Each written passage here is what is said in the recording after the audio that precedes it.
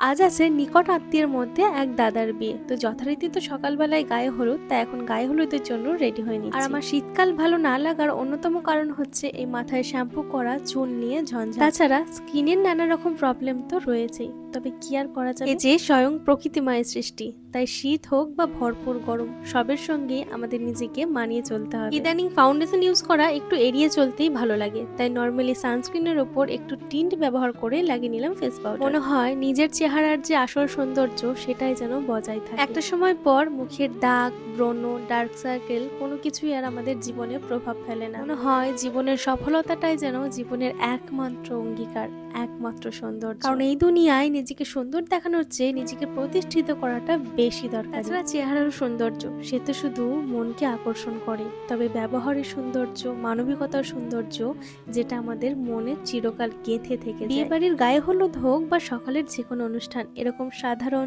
Simple ভাবে তোমরাও কিন্তু নিজেকে সাজাতে পারো। কেমন লাগছে?